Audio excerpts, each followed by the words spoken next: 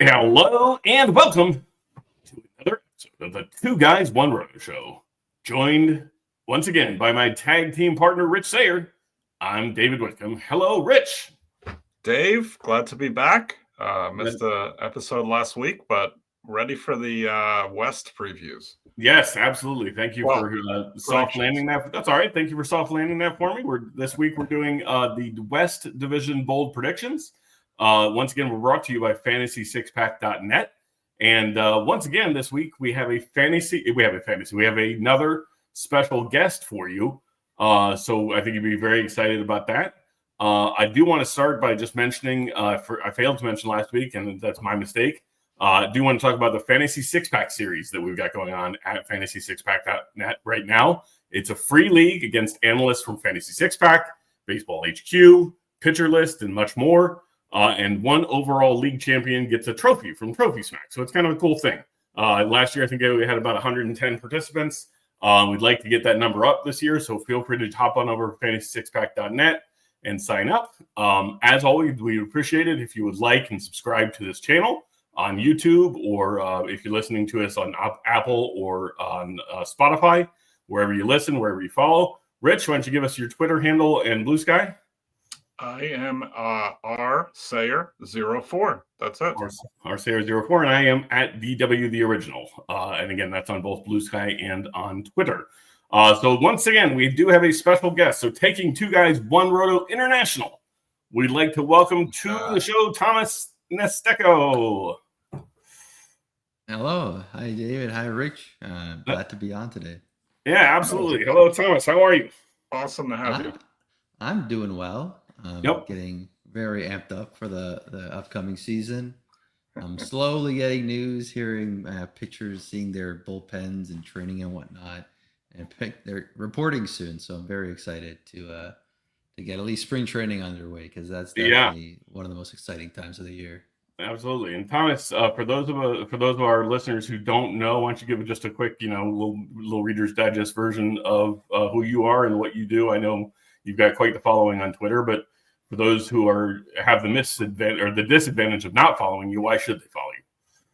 Yeah, so I'm Thomas Nestico, mostly known as TJ Stats online. It's gotten to the point that my friends have also started calling me that in person, which is kind of funny, but I kind of made a pretty good following for myself covering baseball. I mostly look at, analysis, statistical analysis, create visualizations, and make baseball, at least advanced statistics, more, intuitive and accessible for others. Because again, I love baseball, and I love that intersection between statistics, analytics, sports, and again, it's progressing the game further. We've seen it. Baseball is rapidly growing in that sense, the analytical sense. It's been so for a whole century, essentially, with Moneyball starting it all, and all the data we're getting with StatCast, Hawkeye, TrackMan, all the great stuff. And I like to just write, my thoughts on things, great visuals, and make it a bit easier for not only people that love fantasy, just people that love baseball in general. Because again, I love baseball, and I just hope I can spread that joy to others. Yeah. Well, I do. I'll tell you, man, you do a heck of a job of it. For those of you who are watching the show and not yet following Thomas, do so immediately. And for those of you who are watching the show whose league mates are not following Thomas, don't tell him, because you're gaining a competitive advantage. A little bit of a conflict of interest there. Yeah. Yes. Fantastic stuff. I really enjoy it. As soon as I found you a little while ago, I just got to say that there's a whole host of people, sending stuff out, sending tweets out. Not all of it is, I think, geared toward adding value to the fantasy world. I think some of it's just blasting stuff out. But Thomas, always interesting stuff. Love the visualizations. Always feel like I'm learning something new about a player when you're putting something up there. So really appreciate what you're doing. Yeah, that's the goal. When I try and share stuff, I know there's sometimes I'll share something that doesn't really mean much, get some nice engagement, but I like to keep it mostly focused on some detailed analysis. And when I want to have fun, I'll shoot out a random post here or there. Well, it's all quality stuff. So, and Thomas, correct me if I'm wrong. You live in Toronto or? Yes, I live in Toronto. Live in Toronto. So again, we're taking the show international, folks. So this is going global soon. So anyway, all right. So we are doing, like I said, the West divisions, both American and National League bold predictions today. For those of you who watched episode 2 or listened to episode 2, we had Jason Collette on from RotoWire, and he was kind enough to lead off each team's prediction. Thomas, I'm going to ask you to do the same. So as we go through, do you want to start with the American League or the National League, bud? Let's go with the American League. With the American League first. All right. So we're just going in alphabetical order just based on roster resource from Fangraphs. This is no preference of teams or anything like that. So Thomas, why don't you go ahead and lead us off with the Angels? Okay, my bold prediction for the Angels, maybe not the most bold one because he had a pretty good season last year. Jose Soriano, great stuff. High 90s sinker, phenomenal curveball. He did miss kind of, I think after the All-Star break, he had some arm fatigue. So he missed most of the second half, but pretty solid metrics. Otherwise, a 3.42 ERA and a 3.80 FIP across 113 innings. Again, that sinker, he, for a pitcher that throws 99, 100 miles an hour, he locates that sinker very well. He's exceptional at limiting damage on it, and gets a fair bit of whiffs on the pitch as well, just given its velocity, grades out well in pitch models. But kind of that prime thing we're looking at is that knuckle curveball. Again, high 80s curveball. You hardly see that, especially one with as much movement as his has. About nearly a foot of horizontal and vertical break on the pitch. Again, ran a 40% whiff rate last season. It is by far one of the best pitches to look at in the league. It doesn't look real, and the results were pretty good. But again, one thing I like to see Soriano do this year is kind of lessen that four seam usage. Last year, it was easily his worst pitch by a long margin, and his sinker returned phenomenal value. So I think he has definitely the tools. It looked like his command was kind of keeping a bit in check, especially leaning on that sinker a lot. The strikeouts likely going to remain below average simply because he's more of a sinker ball pitcher. Sinker ball pitchers don't run those high strikeout rates simply due to how they work. He's looking to induce weak contact rather than strike guys out. But again, that knuckle curveball is kind of that key piece of his arsenal. And then he throws like a 92, 93 mile an hour splitter, which again, not many pitchers do. Just high powered stuff. Again, the injury risk is present. We saw last year he dealt with some arm fatigue, but again, the stuff is loud. He seems to kind of have figured it out last season. So if he can maintain that heading into 2025, I'm very positive about Jose Soriano. And in the Angels rotation, again, not too, great of a rotation. So it's not too great, not too bold of a prediction to say he's being the most valuable guy, but I think he will return some pretty good value, especially battling out with Yusei Kikuchi there. Yeah, no, I like it. I like it a lot. Jose Soriano is a longtime favorite of both me and Rich's. So I think that's a great call. Sayre, you want to go next on the Angels, or do you want me to? I will. Well, you gave me a little bit of a soft lead in there with the Kikuchi mention. I do really enjoy watching Soriano as well. Always fun if you're up late and you got MLB TV, you can put that on. Some fun stuff happening there. But for me, I got really fond of Kikuchi last year. Seems like this guy's been around for a while. He is 33, but it's only his sixth season in the MLB, or he's only had 6 seasons in the MLB. Career high innings last year, 175. Made a little bit of a pit stop in Houston. I like what Houston does with their pitchers. So I'm thinking he's going to carry on that momentum. He's been not just in Houston, but overall really working on that command. That's been control command's been improving. And I think he just airs it out this year in LA. And so my bold prediction is you're going to get 200 innings. And if you're lucky, 15 wins on the not so terrible lineup of the Angels, especially if my co-host's prediction comes true. So okay. That's where I'm going. So you say Kikuchi versus Jose Soriano. We have a controversy So you can start the show already. We're breaking international means here or something like that. All right, so I'll give my bold prediction, and mine is, you guys had very analytically based ones. Mine is just a gut based one, which I have plenty of gut to base it on. But my bold prediction is that Mike Trout out homers Aaron Judge 51-48. I don't have any possible justification for this. I've already on the East Division show said that Aaron Judge wasn't going to hit 50 homers this year, so I'm just kind of piggybacking on that. I am an effectively wild pod listener for life. For those of you who listened to that pod from back in the day, there used to be all kinds of, during Mike Trout's naissance of his career, when he was at the height of his powers, there was all kinds of, how do we stop this guy from being a superhuman, ball player? So this year, Mike Trout doesn't necessarily have a full rebound to the 10, 11, 12 WAR seasons, but he does have 51 homers. He out homers Aaron Judge 51-48. So like I said, I don't have any specific justification for it. I just want it to happen. There's my bold prediction. All right. Rolling right along, we've got the Houston Astros. Thomas, your prediction, please. I'm going to go with another pitcher, Spencer Arrighetti.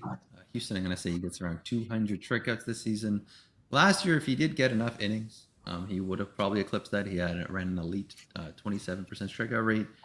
Kept his walks mostly in check again. Well, not the greatest walk rate at 10%, but again, when you're running strikeout rates in the mid to high 20s, that's a pretty good number to hover around, especially sitting at around 17% K minus ball percentage. One thing about Arrighetti is he has a really good curveball, and the curveball, it could carry him. It had a 42% whiff rate last season, kind of looking at Soriano last year. Again, just really good breaking balls, but in Arrighetti's case, the fastball is his worst pitch. Houston does tend, given their park, and the park factors do tend to kind of play up those fastballs, give it a bit more ride. But Arrighetti just couldn't really find his footing with his fastball last season, but his breaking balls were really good, and the cutter was also pretty helpful. So hopefully this year, Houston, kind of what they did with Kikuchi, kind of play around with his pitch mix a bit. We could see kind of lessening that four-seam usage, leaning a bit more into the cutter, maybe weaving in a bit more of his sweepers and leaning on that changeup a bit more. So again, the Spencer Arrighetti, if he kind of kept that same pace from last season, 200 strikeouts, seems very reasonable. Houston's rotation isn't very deep. He's kind of slotted into that number 4 slot right now. They're still looking for maybe a number 5 guy. The guy Wisniewski kind of penciled in there. But they've been kind of shedding players off this off season. So it's going to be, I think he has kind of free reign, and he's going to be pitching a lot next season. So Spencer Arrighetti for 200 strikeouts. And again, with Houston, he should get a pretty good set of wins as well. Nice. Yeah, no, I love the prediction. I don't love the fact that I just traded away Spencer Arrighetti in my home league. So that I wish I had heard this prediction about 3 days ago, but should have had the show last week. Yeah. Right. Exactly. So Rich, I'm going to go next if that's okay. Go for it. Of course, my prediction for the Astros has to be Shea Whitcomb. No, I'm kidding. No. So little what's the word I'm looking for? Nepotism there. But no, just kidding. So my actual bold prediction, and for those of you who've been reading my Hometown 9 series on FantasySixPack.net, won't be surprised to hear it. I'm going to say Jose Altuve finishes outside the top 5 second baseman. So I wrote this again in my Hometown 9. The quote from Branch Rickey about trading a player a year too early is always better than trading a player a year too late. So the same could be true of fantasy, whether it's trading, whether it's drafting them, whether it's acquiring them in an auction format, whatever the case may be. Second basemen tend to age out incredibly quickly. I believe I used an example of Robbie Alomar, player that Thomas, I was going to say might be near and dear to Thomas's heart, but Thomas might be a little too young for Robbie Alomar. But anyway, Robbie Alomar in a similar age season had a 6-win season. Had a 6.1 win season. 3 years later, he was out of baseball. So I'm not saying that's going to happen to Jose Altuve. Last year, I think we had 6.3 wins. I'm not saying that's going to happen to Jose Altuve. But second basemen just tend to hit the wall, and maybe that's going to happen. His expected batting average was just 264 last year. His expected slug was 408. Couple of these with maybe a move to the outfield. They're talking about bringing Breggers back and having Paredes play second base. I don't know. I'm not super wild about taking a mid-30s dude and moving him to a new position. That doesn't seem like the best idea in the world to me. But bottom line is Jose Altuve outside the top 5 second baseman. That's my bold prediction. Rich Sayre. So I'm coming in with a bold prediction, I would say. I'm looking at a 2020 season from one Pedro Leon. And so for me, this prediction is more about the rest of the Astros outfield than necessarily a Pedro Leon hype piece on its own. I am not a believer in Chas McCormick or Taylor Trammell. I don't think both of those guys are full-time outfielders for the Astros. So you just mentioned some other potential moves that are in the mix that could throw some cold water on this prediction. But in the meantime, I think they will need somebody, or at least want to try somebody different in the outfield, unless they bring someone in sometime this offseason. Leon plays a lot of positions, doesn't have to be the outfield. He could come up for an injury replacement. So I think there's some path to value there. I don't think you're going to love the batting average, but I think he's got the speed, he's got the power to get to 2020. Love it. Pedro Leon 2020. That certainly qualifies as a bold prediction. All right. Moving right along, we have the newly minted Sacramento Athletics. Thomas, what do you got for us, buddy? So the Athletics, they do have a pretty fun group of guys. They got Rooker, they got Lawrence Butler, they have Mason Miller, a few pictures that I'm interested in. But there's one guy, a prospect, Jacob Wilson. He unfortunately, I think, played one game last year, or a handful of games last year. First game, I think he broke his hand and then missed a fair bit of time. But he came back. And one thing to know about Jacob Wilson is he does not strike out. This guy has Luis Arias' contact ability, but he can also draw a walk, which Arias doesn't really do. So he's going to spray the ball a lot, and he is not going to hit many home runs. He doesn't have that power, but his way he can control the bat, elite, like 80 grade. Everywhere you see, he's ranked super high. His hit tool, everything else kind of lagging a bit. But getting the balls in play is essentially what you're going to want to do. And he's currently slotted in 9th in Oakland's lineup, according to Roster Resource. And then when they flip the order, it'll be Butler and Rooker at the top. So Wilson might be in line for a fair bit of runs, but my prediction, he's going to have bat 300 for the season, which is going to be really good for a rookie, and be named an AL All-Star, because I think he has kind of that tools to just be an effective hitter. The defense, again, playing shortstop, he's going to provide value there, and he's just going to hit. That's what he's done his whole career, and he's just going to keep doing it. And I wouldn't be surprised if he gets kind of launched up into Oakland's, I guess, the top of the order later in the season, just because of how valuable that bat is. Yeah, no doubt. They actually ran J.J. Bleday out there a lot as their leadoff hitter last year, and his on base is a little bit lagging. Still a good ball player, don't get me wrong, but yeah, seeing them flip-flop their way in the order could certainly happen. And Wilson's carrying tool along with his bat is also great glove.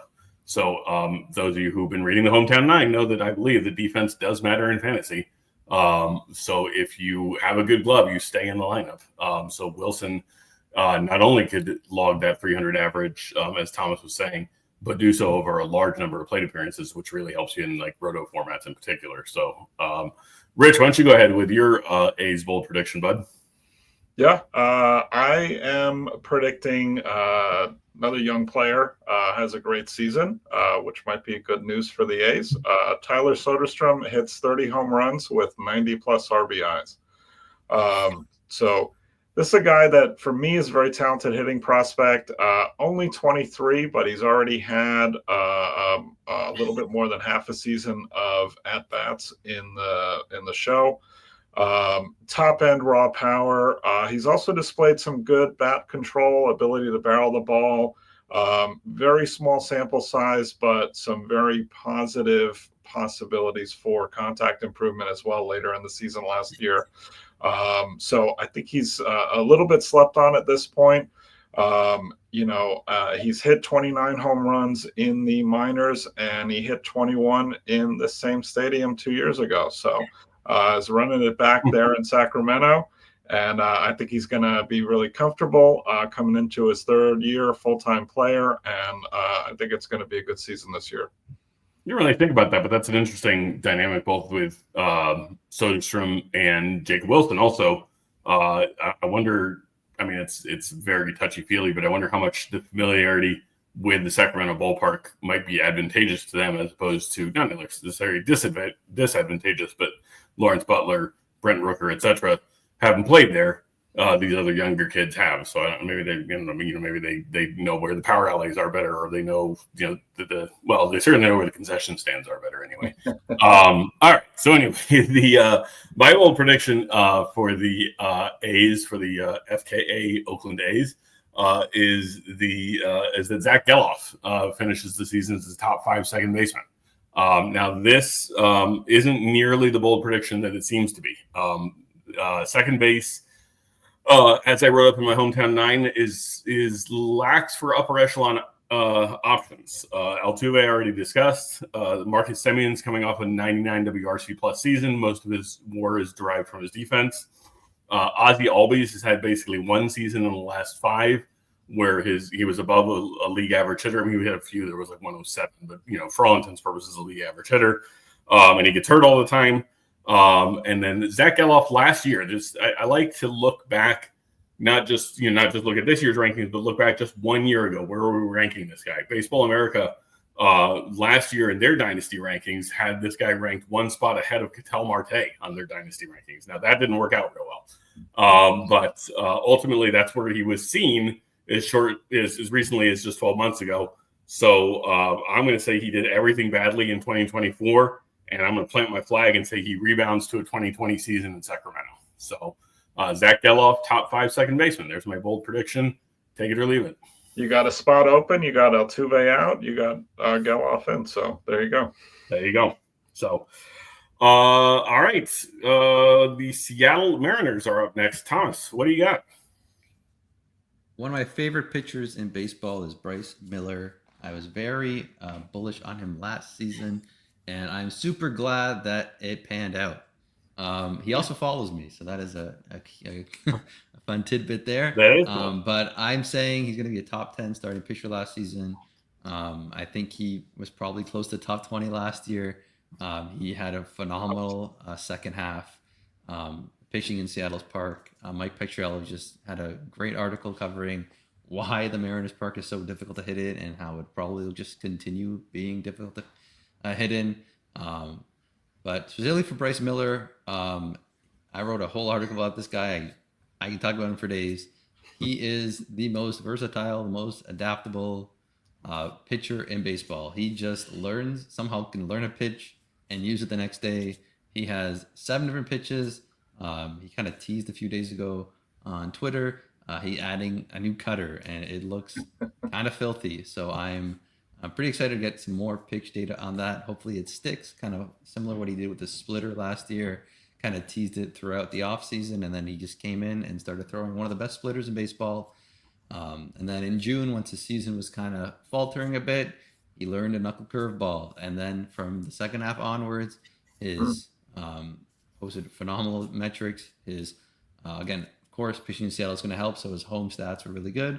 But he kind of flipped the script on him being kind of a home park, a Seattle merchant, because he had really good road splits in the second half. So Bryce Miller, top 10 starting pitcher. Can't really say I cannot stop talking about this guy. I love him a lot. And I think he's just going to continue excelling.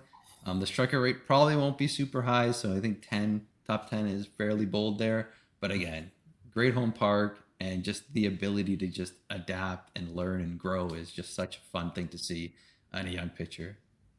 All right. I love it. No, Bryce Miller, that's actually one of our favorite, not Bryce Miller specifically, but Rich and I, when we're just talking, just kind of, BSing around or whatever, we love to chat about how just pitchers randomly just add a pitch. Just one day they learn from Clayton Kershaw how to throw a curveball at the All-Star game, and now all of a sudden they have that in their arsenal, and now they're a 5-pitch pitcher instead of a 3-pitch pitcher or whatever. and just suddenly now I'm one of the best pitchers in baseball. Whoops, I forgot. So it's like I don't know. Bryce Miller, great example of that. I love that bold prediction. Rich, begging your permission, I'm going to go next. Go for and throw cold water on the Bryce Miller prediction, or not necessarily. I guess both could be true. But I'm going to say that Luis Castillo finishes as the Mariners' most valuable starting pitcher this season. So Luis Castillo, virtually everything remained constant from his 2023 season, where he had 219 strikeouts, except he lost 0.7 miles per hour on his fastball. Now, that's not to minimize that is what I'm trying to say. But the metrics were incredibly consistent. His ground ball rate, his home runs per fly ball, all that kind of stuff, all the metrics were consistent. Now, betting on a 32-year-old to get his fastball back, who's got over 1,200 career innings, that might be a fool's errand, but so might be betting on a bunch of starters who are still wearing diapers. So Bryce Miller, Brian Wu, Kirby.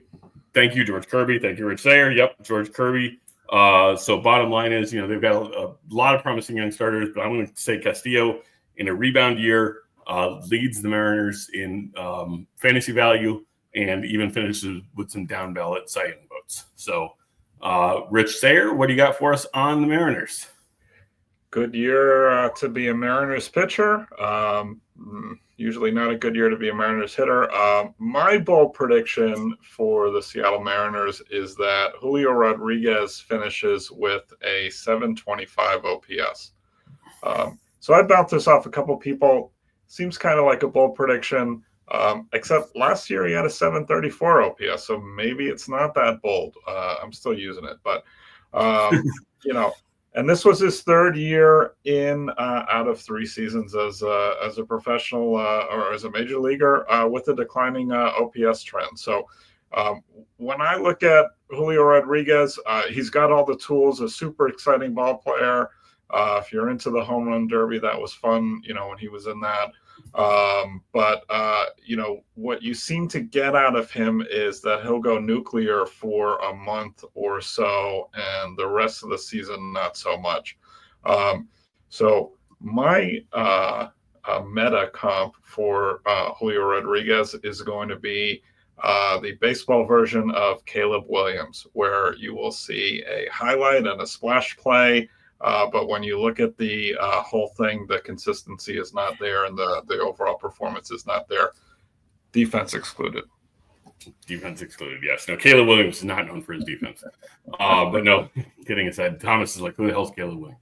But no, yeah, Julio Rodriguez, defense matters in fantasy, folks. Going to be in the lineup every day. And if you're in a points league, maybe he doesn't produce the points per game that you want, but he's going to be out there every day. But with a 725 OPS, maybe he's not doing you a whole lot of favors if he's out there every day. So that'll be interesting to see if that comes true. Thomas, we're going to close out the American League West with the once removed World Series champion Texas Rangers.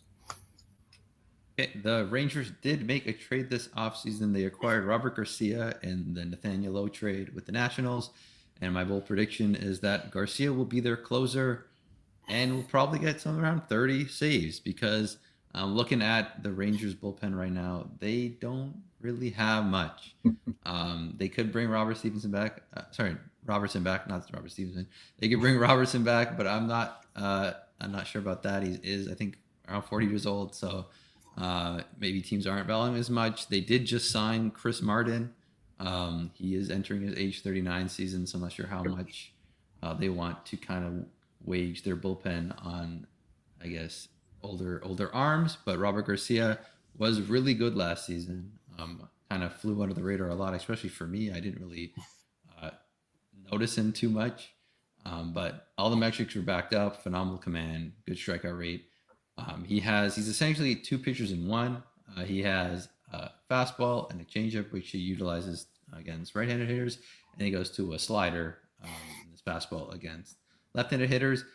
Funnily enough, he didn't throw a single changeup once to a left-handed hitter this season, which is phenomenal to see, because again, you typically do not want to do those offhanded same-handed off-speed pitches, because it kind of lines the pitch into the barrel of the batter, into their swing path. But Garcia did it to a T. Again, utilizing two different approaches depending on the batters. He is a lefty, by the way, just to clarify that. And he definitely, I think, has the best stuff of anyone in the Texas Rangers bullpen. And there just really isn't much competition there. I don't see Chris Martin really. He's projected, I guess, on roster resource. I don't see him really sticking there. I do like Chris Martin. I think he has phenomenal command, but it'd definitely be more valuable in more of a setup role.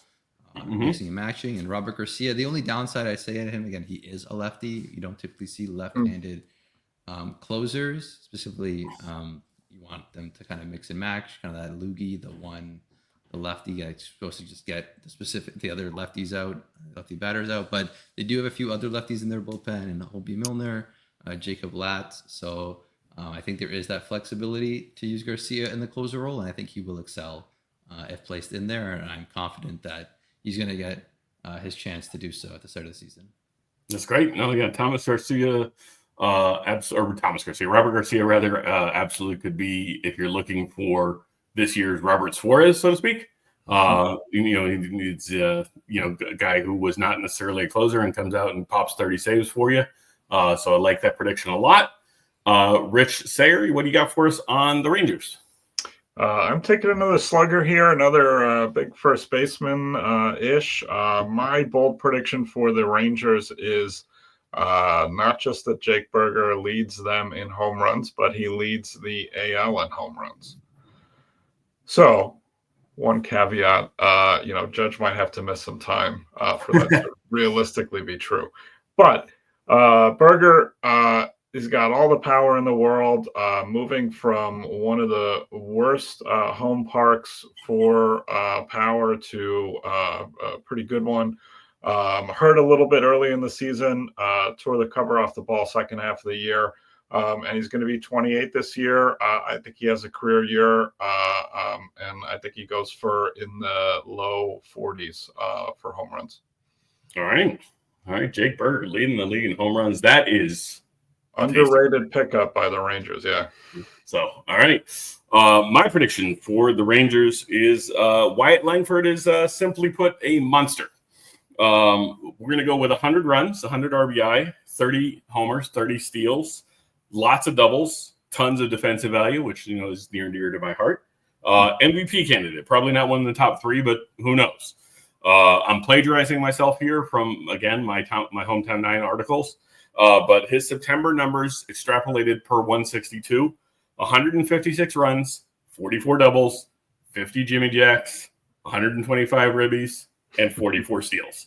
Okay, now he's not getting there, right? Like he's not getting there, I don't think, or he's Mike Trout.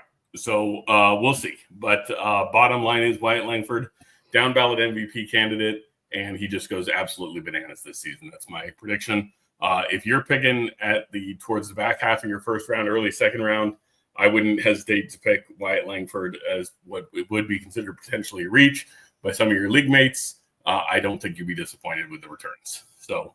All right, so we're at the midway point. We're going to transition over to the National League here shortly. I did want to just mention one thing real quick. I can't recommend highly enough moving your league to Fantrax. We did so in our home league, and Thomas, I'm not sure what platform you're using, but we did so in our home league about 4 or 5 years ago. It houses everything you could possibly want. It has our standings, it has our scoring. It has our minor leaguers. It has, just literally everything you could possibly want is all under one roof. I've moved all my leagues, be it baseball, hockey, football, otherwise, now to Fantrax. So bottom line is, if you go to fantrax.com/fantasy six-pack, you can sign up for free. I can't recommend it highly enough.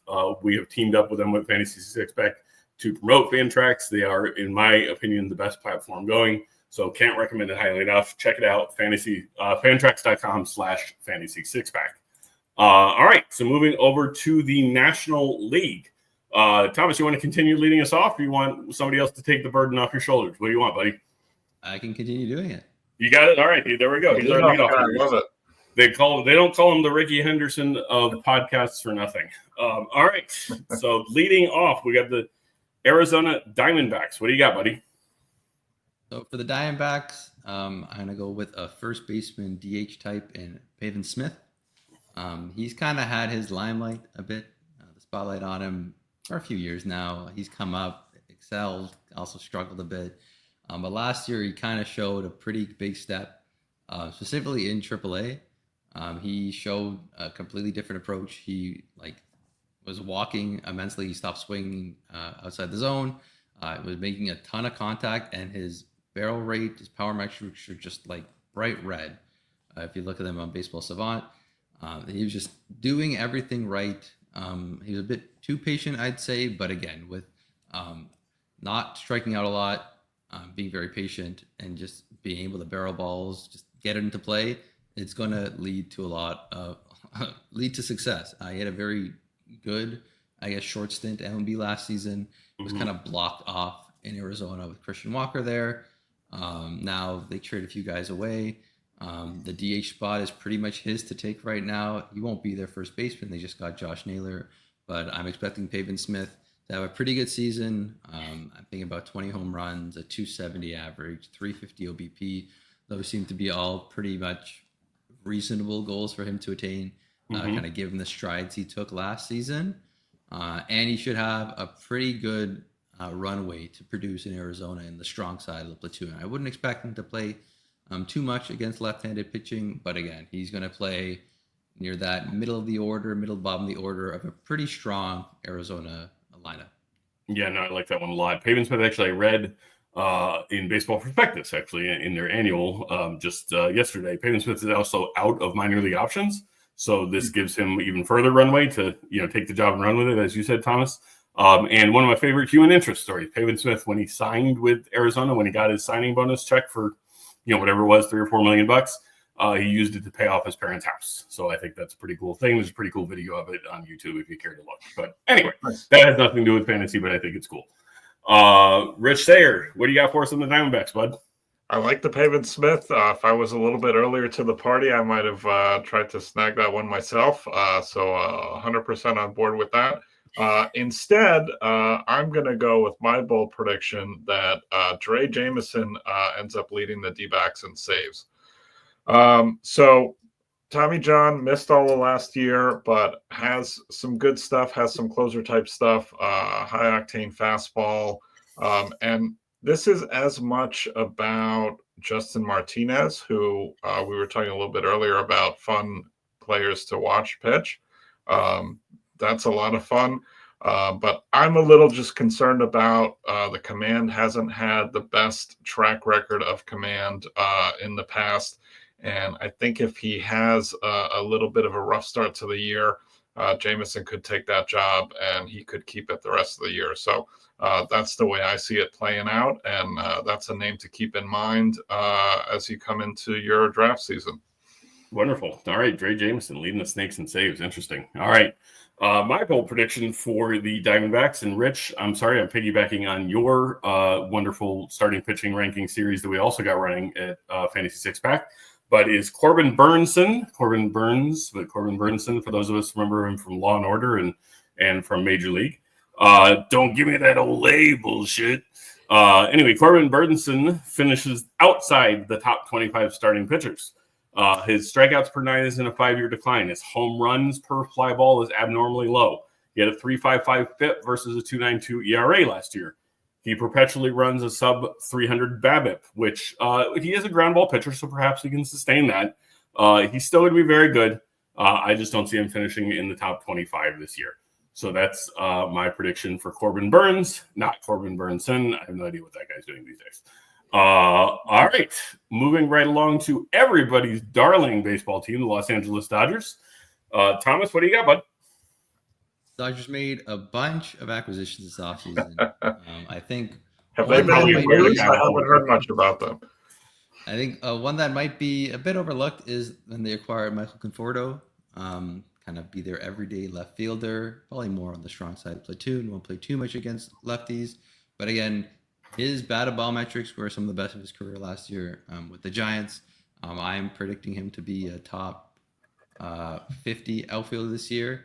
Again, just being in that Los Angeles Dodgers lineup, You know what? I'll bump it up. Let's say top 35. Top 35. I think top 50 is a Whoa, bit bold on top of not bold. bold enough. I think top 50 is not bold enough, but I think he can get up to there, up to these maybe around the 30s. Because I think playing in that lineup, playing in that Dodgers lineup is just going to give him so many opportunities to score runs, RBIs, and whatnot. And I think the batted ball metrics are just going to continue to flourish in there. And he's going to have a lot of time, a lot of playing time.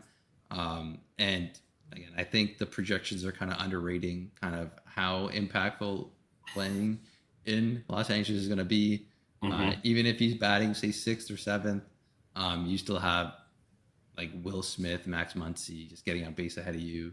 Right. And they're going to just pummel teams. It's going to be ridiculous. I don't know. This team is, it's going to be fun to watch. I'm going to say they're going to be definitely fun to watch. I don't know who can stop them, but baseball, it's random. So of course, the vagaries of the postseason tournament, right? Of course. So I think Conforto has a pretty good season. And again, everything kind of lines up.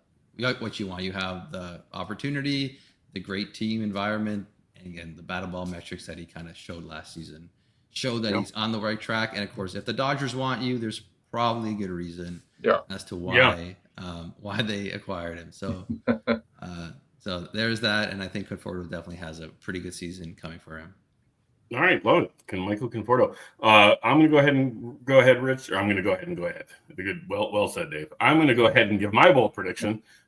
Is that Tanner Scott? I don't know how bold this prediction really is, actually, if you look at the history. But Tanner Scott, I wrote this before. There's rumors that they might be signing Kirby Yates. I have yet to see anything confirmed by the Dodgers or Jeff Passan. So anyway, but bottom line is that they're in talks with Kirby Yates. Regardless, Tanner Scott finishes the season with fewer than 20 saves. Now, again, if the Kirby Yates rumors prove true, this becomes a lot less bold. But regardless, in the last 3 seasons, they've only had 2 guys eclipse the 20 save mark. One of them is the corpse of Craig Kimbrell, and then one of them is their 6th or 7th inning guy now, Evan Phillips. So yeah, I don't really know. When they had Kenley Jansen rolling out there, he was rolling out 30, 40 save seasons every year. But since then, they seem to like to mix and match a lot more. Michael Kopech is going to miss the start of the season, but they still, just options abound, like we talked about with the Dodgers with their offense. Their bullpen is an embarrassment of riches as well. And speaking of embarrassment of riches, Rich Sayre, what do you got for us on the the Dodgers, rather? Well, at least an embarrassment. I don't know about riches, but I wasn't aware of Kopech. I love Kopech. It's not the most Dodger thing possible that he's the throw-in from the White Sox and becomes the best reliever in the second half of the league or something like that. I don't know what is, but my bold prediction for the Dodgers is that Dustin May is going to have a healthy season this year. He's going to get to 140 innings and 12 wins. So, maybe 12 wins on the Dodgers is not very bold, but Dodgers pitcher staying healthy and Dustin May staying healthy is a two-sum of boldness, maybe. It's more of just a vibe for me. He's had a myriad of injuries over his young career. Some of them have been kind of fluky. I think maybe the arm shredding factory narrative about the Dodgers has swung a little bit too far in that direction. I love the stuff that May had. Hopefully it's back. I just think he goes against the grain this year, and he has a healthy season. All right, Dustin May going 140 innings over the next 2 years would be a bold prediction. So, good job, Rich Sayre, with that one. Thomas, what do you got for us on the San Francisco Giants? So for the Giants, I have a pitching prospect that I've kind of grown pretty fond of recently. I ranked him at 37th or 38th on my top 50 pitching prospects in December. I think I want to raise him up just because I've done a bit more research into him. It's Carson Weisenhunt of the San Francisco Giants. Lefty that just has a ridiculous changeup. If you want to label the best changeup in the minor leagues, his is definitely at the top of that list. Arguably the best changeup in baseball. And kind of you can see the results were immaculate last season in AAA. He kind of struggled in the PCL, but again, I don't really like taking PCL stats too seriously, especially given how some of those parks are just home run heaven, basically. But he ran elite strikeout rates, elite whip rates, and seeing the Giants rotation right now, they have Robbie Ray and Justin Verlander there. I don't think they're going to stay healthy for the whole season. It's going to be tricky, especially for Verlander. Missed a lot of time last season. Ray as well, but I think that was more he has a surgery and everything, so I think Ray might be a bit more healthier. But again, Verlander definitely not a beacon of health. Jordan Hicks, that experiment, it looked like it started pretty well, but it kind of faltered throughout the season. So I think they're going to keep trying him as a starter, but I wouldn't be surprised if they send him back the bullpen. And then Kyle Harrison, again, another pitcher that I'm not very excited about this Giants rotation. Again, Logan Webb, of course, is the ace of that rotation, and he will continue to throw 200 plus innings every year because he's just awesome. But Carson Weisenhunt, I think he comes up, maybe around the All-Star break, pitches to sub 4 ERA and a 28 strikeout rate, 20% strikeout rate. I think the stuff is that good, and his command of his changeup is phenomenal. Just go watch it. It is a great pitch. I think Fangraphs gave it an 80 grade in their most recent update, and that is incredibly difficult to achieve. It's a ridiculous pitch, and he kind of pairs that with a strong slider and then also a pretty decent sinker. So I think Weisenhunt, once he gets called up, I think you should be all over him. Again, this season it might not be his most, won't be given too much of a runway, but I think given the lack of depth in the Giants rotation, he'll be given a fairly big, at least a meaningful amount of innings. Yeah, no, I like it a lot. Yeah, wow, I didn't realize his changeup was quite that good, so I appreciate the info, Thomas. Rich, what do you got for us on the Giants, bud? I'm going to go with, again, maybe this is not tremendously bold, but there's a lot of shade, I think, on this guy. So I'm going to go bold prediction that Tyler Fitzgerald is legit enough to deliver you a 2035 season. I think he's going to start all year at second base. I don't think they have a lot of options. I'm not a big Luciano believer. I don't think he's going to make noise, and if he does, I think it might even be in the outfield. So I think he's going to get a lot of run. He's top of the scale speed in the majors, so the speed is not an issue. Not really the power, I guess, that it might have seemed like he had last year when he was on a 6-7 game home run streak or something like that. But got enough to the pull side that I think he can get into 20-ish home runs. And I think he ends up being a pretty valuable player. I think a lot of people are writing him off as a little bit of a fluke going on that hot run and then cooling off in September. But I think he delivers you some value. Interesting. Okay, Tyler Fitzgerald, 2035 would be one heck of a season. So that is definitely a bold prediction. My bold prediction is the batting average, but yeah. Yeah, well, yes, true, fair enough. My bold prediction, I'm not trying to, I swear I'm not trying to one-up Rich with his Pedro Leon prediction, but I'm going to go Luis Matos, personal favorite Luis Matos, NL Player of the Week once upon a time. Luis Matos is going to have a 2020 season. So he is still young. He literally just turned 22 years old. He's flashed the power speed combination in the minors. He was the Venezuelan Winter League, for whatever that's worth, Rookie of the Year. He had an 881 OPS down there with 10 dingers. He's been a top prospect before. We saw what happened with Elliot Ramos this past year, not with the speed, but with the homers and with the power as far as the doubles power and hitting for a decent average, hitting about 250. So bottom line is that I think Luis Matos earns a full-time role in the outfield, whether it's through trade, whether it's through Mike Yastrzemski getting hurt for the 7 millionth year in a row. So whatever the case may be, bottom line is I think Luis Matos goes 2020 this year. So that's my bold prediction for the San Francisco Giants. That moves parallel because they have, to me, they have similar tools, except their hit tool is almost the inverse. Leon's got trouble making contact, and if only Matos would not swing at pitches that are crazily outside the zone. He's got tremendous contact, but he just wants to hit everything. Right. And if he was a little bit more selective, I think he would skyrocket. But yeah. Yeah. Well, and again, he's only 22, so we'll see. What do we got for us on the Friars, Thomas? So for the San Diego Padres, I think I'm known for this take. This is your known take. That's true. This is my take. Adrian Morgan follows me, by the way, so that is also another cool thing. There you go. Always a plus.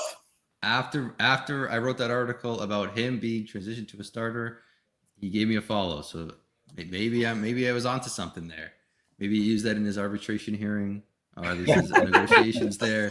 But yeah, I think Adrian Morgan, Padres transitions to the start of the season, post a top 50 starting pitching season. Again, the limitations would be mostly health related and limiting his innings, but the stuff doesn't really get any better. 5 pitch mix, really good sinker and 4-seam. The splitter is disgusting. I absolutely love that splitter. The slider is elite. Just everything you want to see. Again, the deep pitch mix, great command, definitely honed it in last season. Versatility against both lefties and righties, so he's a left-handed pitcher, and he can readily deal with both-handedness. No issue. Splitter against righties and the slider against lefties, and he just loves to attack batters with his sinker. Great at inducing weak contact. Again, having those multiple fastballs in his back pocket is always a plus. You like to see, especially pitchers that have 3 different fastballs, the cutter, the fastball, a sinker. Morgan isn't one of them, but again, if they throw all 3 fastballs, it's a pretty good way to mix and match against certain batters. But Morgan, he has so much going for him. He was weaving in a sweeper last season, so maybe you can take that to the next step if he's starting. The biggest thing for me, why I think he can be a starter, again, having that deep arsenal, good command, and one very interesting aspect of kind of how he redefined himself last season is he worked with Nabella, the Padres pitching coach, in their biomechanical lab, and they kind of fixed his arm angle. So as I guess in 2021, 2022, it was creeping up to more of a 3/4 slot, but he lowered it a bit down last season. So it kind of helped him, helped with his sinker and more readily add in that sweeper. And he added a bit more depth and glove side movement to that slider. And he had his first healthy season in a while. So it seemed like the changes he made there applied less stress on his elbow, and he performed exceptionally well. I think he has the stuff to transition into a starter. And the Padres just really do not have anybody. I don't know what the rumors are that Cease and King potentially up for trade. Yeah, they don't have anyone else because Musgrove's gone. They didn't retain Perez. They have no prospects after they made all those trades last season at the deadline. So Morgan, I know they've talked about Hoeing and Kolek potentially starting, but I think Morgan is the best option of them, and they have mentioned that he will likely have the first shot at doing so. And hopefully by the time spring training runs around, we see Morgan kind of starting games there. And again, I can talk about this guy because he's just such an awesome pitcher, and he follows me. So again, I have to endorse him. It's the double whammy. We like it. So my bold prediction for the Padres is Jackson is an unfortunate. It's piggybacking on Rich's Julio Rodriguez cold water. But Jackson Merrill crashes back to earth. He finishes outside the top 25 outfielders. Now, I do want to clarify. This is for 2025 only. He's a firm hold in Dynasty, okay, or in keeper leagues or whatever. But bottom line was, if you go and look at his Savant page, he had a 94th percentile launch angle sweet spot, but solid but not spectacular exit velos and hard hit rates. So bottom line was, when he was hitting something, he was hitting it perfectly. I just don't know how sustainable that is. He also walks less than 5% of the time. He had a 208 ISO last year. He never had a 208 in any level of organized baseball prior to the major leagues. That doesn't seem super sustainable either, especially for a 22-year-old. So bottom line is, he's still a solid source of steals. Still think he hits a bunch of doubles, so if you're in a points league, super valuable, whatever. I just don't see him being a top 25 outfielder for 2025. I'm going to call this guy Regression City USA. So, Rich, what do you got for us on the Padres, sir? Yeah, great story last year with Merrill. You had all those timely hits and the heroics and everything, but yeah, never had been kind of that regarded for the power. So I'm with you on that. For me, I've had power a couple times here. My bold prediction is going to be Manny Machado has his first 40 home run season this year. So, that doesn't seem that bold to me, but we're going into his 13th season in the bigs, and he's never done it before. Flirted with it a few times, had some 35, 37 home run type seasons in the past. But I think, for whatever reason, this is the year. Had a really great second half last year. And I think he just keeps that going. And there might not be a lot that's not nailed down in San Diego by the end of the year, but I think he just airs it out and he goes for it, and he gets to 40 this year. Okay, love it. So, Thomas, you stole my bold prediction for the Rockies, so why don't you go ahead and lead off with the Rockies? This is our final team in our bold prediction series. So what do you got for us, Thomas? Yeah, so the Rockies, I was kind of dreading deciding what to pick for the Rockies. There's not much to be excited about for this team. Again, I could have done a negative one, but again, I don't think it's very bold to be negative about the Rockies. So I went to their bullpen, which has historically struggled, and kind of highlighted Seth Halverson. He didn't pitch too much last season, but when he did, he was electric. He averaged 100 miles an hour his fastball, and even though he's in Colorado, where pitches die and struggle and whatnot, and that throwing 100 miles an hour is just going to work wherever you throw, and it did when he pitched last season. And it seemed like he had a pretty good feel. His zone rates, he was pounding the zone. All the stuff graded out super well. He has, again, like a 90 mile an hour splitter, maybe classified as like a splinker type pitch. But I think Halverson can definitely take hold of that Rockies closer role, get around 30 saves this season. I'm not sure when the last time that has happened. And the Rockies don't have too many chances of wins this season, but I think the games will be close when they do, and Halverson can definitely provide some value there. He also has a pretty good sinker and a slider, so I think just he has the best stuff in that bullpen, and can definitely just take a hold of that closer role and just excel. There's another name that I found a bit interesting. I think is Angel or Angel Chivili. I'm not sure if I'm pronouncing it right, but his metrics were ridiculous last season. He ran a 37% whiff rate. Guys were chasing everywhere, but he just couldn't strike guys out. I'm not sure. And something's not lining up.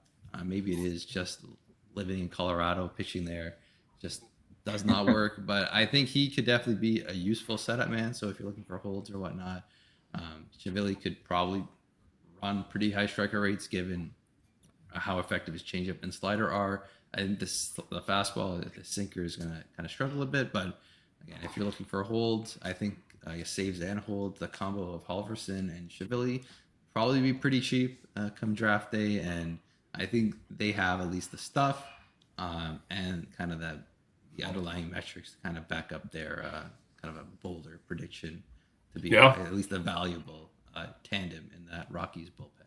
No, as Rich will laugh at this one, as a one-time Victor Vodnik believer, I saw him get hurt, and his job got usurped when he got hurt. But then ultimately, Seth Halverson took over the job, and when Halverson did, it was like, okay, this is the guy who belongs in this role. Like the Halverson, absolutely great call on leading the team in saves. Stuff is electric. Team is less electric. Rich, do you want to close out the Rockies, or do you want me to close out the Rockies? Do you want to go next? Do you want me to go next, bud? I can jump in here. I'll go next. So my bold prediction for the Rockies is that Brenton Doyle ends up with at least 5.5 wins above replacement next season, and that's actually going to put him in the top 15 or so hitters in the league. So I really warmed up to this guy last year. As a smart person that I know always reminds me defense has a lot of value even in fantasy. Tremendous defender here, elite defense, speed, arm, range, everything. He's going to be in the lineup every single day. And then you look at the hitting side of things, and it just a lot of improvement all across the board from 2023 to 2024. Still a young player coming into his prime. could have, what I'm betting on is a little bit higher gear on the offensive side. And I just think he's a tremendous real life value. And what else can you ask for on the Rockies? There you go. No, I love it. Love Brenton Doyle. So that's fantastic. His defense and his arm remind me of a player that might be near and dear to your heart. Well, is near and dear to your heart, Rich, is Rick Ankiel in center field. Wow, that's an interesting one. That's just as in terms of his defense and his arm, not in terms of his prolific power hitting, but anyway, or his pitching for that matter. But anyway, all right. So closing it out, last player for us is going to be Ezequiel Tovar. Is going to finish with a sub 300 on base again. He's going to finish outside the top 12 shortstops. Now, he's a sell for me unlike what I was talking about with Jackson Merrill, this guy is a sell for me in all formats. Redraft, keeper, dynasty, you name it. He's a wonderful fielder. That's going to keep him in the lineup. We know that. But his entire offensive profile is built on a foundation of launch angle. He was in the bottom 10th percentile in chase, in whiff, in strikeouts, in walk percentage. He's much more Nefi Perez than he is Troy Tulowitzki. Sell. So that's my bold prediction when it comes to Ezequiel Tovar finishing outside the top 12 shortstops, even though he plays half his games on the moon. So we've got that. That concludes our bold predictions. Thomas, you want to plug anything else? You want to talk about anything else, buddy? Give us one more reminder of where to follow you, all that stuff.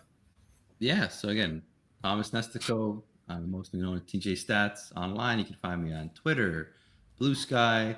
I create on my Patreon. I create kind of apps that you can basically all the graphics I share on my socials. You can generate them yourself through a series of web apps I've created. I've gotten definitely great reviews on them. People always just ask me for one. They want to see one, or they always just love playing around with it. I know there's one guy that follows me. He showed he gave me a screenshot of all his camera roll. It was just like 300 of these graphics I produce. So he just likes to go through them all. And I'm planning to continue doing the same, working on the 2025 apps, or when that data rolls in, I'll have those up and ready right away. I'm going to start covering spring training stuff right off the bat. I'm working on some more articles. I kind of teased something yesterday that I'm working on, kind of some breakout pictures that I'm looking at. Hopefully that'll be out later this week. At least I was hoping we were going to get the breakout picture, but I guess not, huh? He's not in the West. He's not in the West. Okay, all right. All right. So if it was, he's in the East. He's in the East. I'll say he's in the East. Okay, that'll be the hint for now. And I'm very excited. I wrote too much on this guy. Marcus Stroman, the breakout pitcher. No. I was hoping for kind of just write 3 pictures, but I just wrote way too much on one of them. So I'm like, whatever, screw it. I'll write one full article on them. I don't think anyone's going to complain about that. They'll just have to wait for the other 2 another time. Yeah. But yeah, I'm looking at writing more articles, more prospect rankings and whatnot. So again, I write that on Substack. If you're more interested in the research behind, or even the code, I have a Medium, I have a GitHub. I find everything there. Again, if you want to reach out to me, have any questions, my DMs are open. And I had a great time tonight, guys. Thank you, David. Really appreciate you coming on the show. Great to talk to you. Yep. Always love chatting. The podcast, I'm not too fantasy. I'm dialed in, but again, it's always great to learn and kind of understand more of that side of things. Yep. No, absolutely. I can't recommend following Thomas highly enough, whether you're just a plain baseball fan, or even if you are fantasy gear like this show is. You will learn something pretty much every day from Thomas's feed. So can't recommend it highly enough. So that concludes episode 3. Appreciate you coming on, Thomas. And we will catch you next week, everybody. Till next time. Thanks, Thomas.